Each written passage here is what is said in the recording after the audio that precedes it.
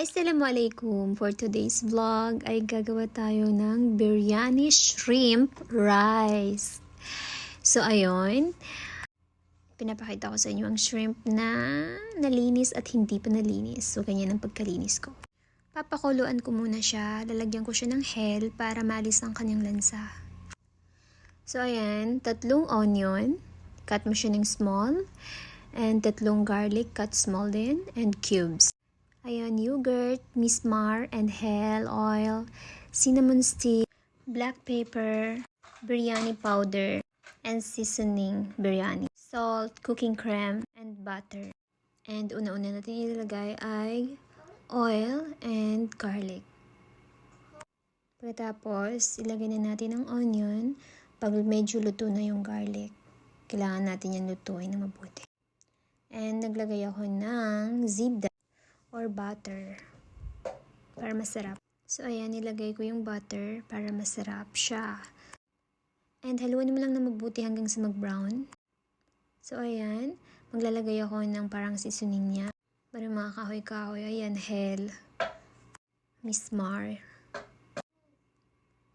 and cinnamon stick.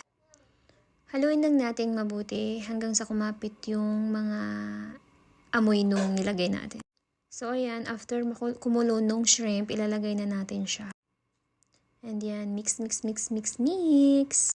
Para malalagay natin ang buhar. So, ayan, naglagay ako ng biryani powder, black pepper, and 1 cubes, and salt konti. And sugar, hindi yan maalis sa aking mga luto. At saka, biryani mix. Kung wala naman kayong ganyan, okay lang. Wala naman problema. Iaamo ko ang dami-daming, alam nyo na. So, sumusunod lang tayo. Ayan, naglalagay na ako ng yogurt. 1 yogurt. 2. Kasi marami akong lulutuin today. Para kasi yan sa party ng amo ko ngayon. Kaya marami-rami. Pero kung konti lang, kahit 1, okay na yun. Ayan, maglalagay tayo ng cooking cream. 1 baso. And yan, ilalagay natin doon sa ating biryani sauce. So may tira, palagyan natin ng water para makuha yung cream. Pinoy tayo eh. So yan, coriander fresh. Haluin lang natin ng mabuti hanggang sa malis yung water niya. So ayan, magpapakulo tayo ng rice. Maglalagay tayo ng asin and oil.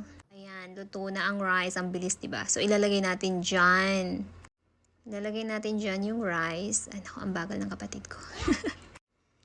Ayan. Diba? Ang hirap talaga. Ganyan ang biryani rice. So, ayan. Maglalagay tayo ng color food. Ilalagay natin. Lalagay natin ng water. Ilalagay natin yan sa taas ng rice para maging maganda yung rice. Magka-yellow siya. So, ayan. Nilagay ko na siya. So, ganyan ang itsura niya. Yan ang biryani rice. So, lulutuin natin siya ng 12 minutes. So, ayan, magpa-fried tayo ng onion para sa taas niya. Grabe, takot ako sa oil. Pasensya na po, pero ganyan talaga ako magluto. So, ayan, pag ganyan na itsura niya, okay na. Huwag niyong sunugin kasi hindi na siya masarap.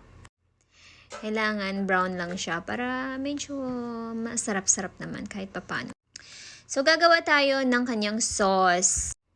Ang kanyang sauce ay 1 pipino or 2 pipino, green pepper at saka mint and bakdunas, at 1 sabadi or yogurt, and lemon, honey, and salt. Yan, i-blender lang natin yan lahat. So, sundan nyo na lang kung ano yung nasa video. Mint pala yung nilagay ko ha. Yan, pagpasensyahan nyo na. Blender lang natin siya after nyan. Marami nagtatanong sa akin kung anong pagkakaiba ng kabsa rice at saka biryani. Ang biryani, konti lang ang kanyang mga ingredients. Ang kabsa marami. Kabsa, tulad ng tomato, carrots, filfil akdar or green pepper. Ang biryani, onion lang at saka garlic, okay na siya. Maluluto mo na. So, ayan, after my vlogging, ang dami kong hugasin. vlog pa more. So, ayan, luto ng ating rice. Ganyan po ang kanyang itsura kapag naluto na. So, ayan. Ang biryani ay may pagka-yellow. Ang kabsa ay parang siyang orange. Sa next na vlog ko is i-vlog ko kung paano magluluto ng kabsa rice. So, ayan, naglalagay na ako ng kanyang onion sa taas. And coriander. Fresh. So, ayan. So, yan na yung finish niya. Maraming salamat po. And I hope na makatulong sa iba.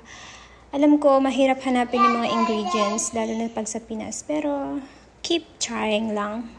So, maraming salamat. Thank you. Bye. Shukran.